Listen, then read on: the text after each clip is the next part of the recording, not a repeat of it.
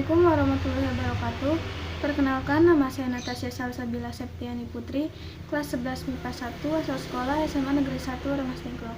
Di sini saya akan menjelaskan budidaya ikan konsumsi ikan bawal.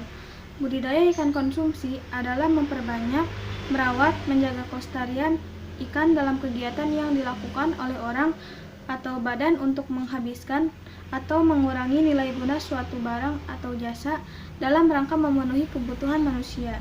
Saya mengambil contoh ikan bawal. Ini adalah contoh ikannya.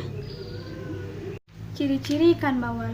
Yang pertama, terdapat warna merah pada beberapa bagian tubuhnya, seperti sirip perut, sirip anus, dan bagian bawah sirip ekor. Yang kedua, ukuran kepalanya tergolong kecil jika dibandingkan dengan badannya. Cara budidaya ikan bawal. Yang pertama, pemilihan induk ikan bawal. Sebelum melakukan budidaya ternak ikan bawal, langkah pertama yang harus dilakukan adalah memilih induk ikan bawal.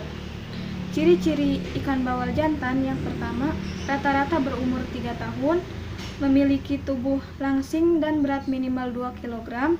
Yang ketiga, warna kulit tampak kemerahan. Yang keempat, perut terisi dan lebih kasar jika diraba. Ciri-ciri ikan bawal betina.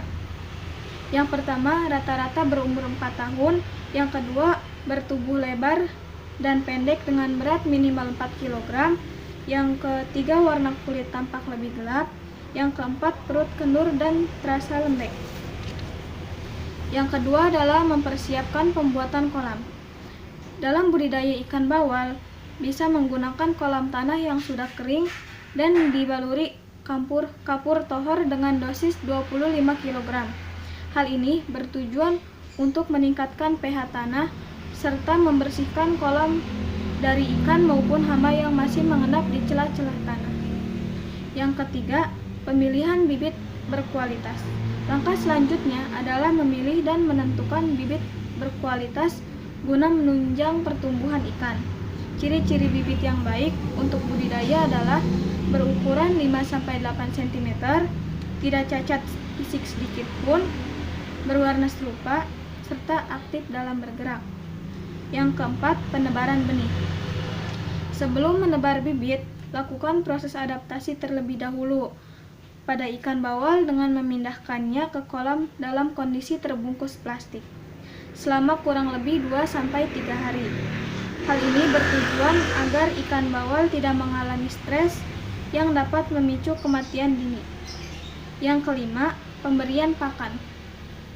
Pemberian pakan untuk budidaya ternak ikan bawal tidak bisa dilakukan secara sembarangan. Oleh karena itu, memerlukan pakan yang kaya akan protein serta vitamin untuk menunjang tumbuh kembangnya ikan bawal.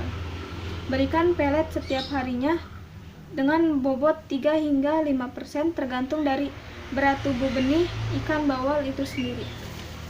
Dan yang keenam, proses panen ikan bawal. Proses pemanenan ikan bawal dapat dilakukan setelah ikan berusia 6 bulan dari waktu penebaran bibit dan bobot ikan bawal harus mencapai 500 gram per ekor. Kelebihan budidaya ikan bawal. Yang pertama, pertumbuhan ikan yang cepat.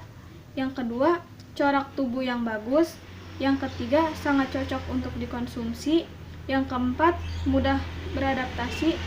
Dan yang kelima, tahan terhadap serangan hama penyakit. Dan yang keenam, persaingan usaha budidaya ikan bawal masih sedikit dibandingkan dengan ikan air tawar lainnya. Kekurangan budidaya ikan bawal.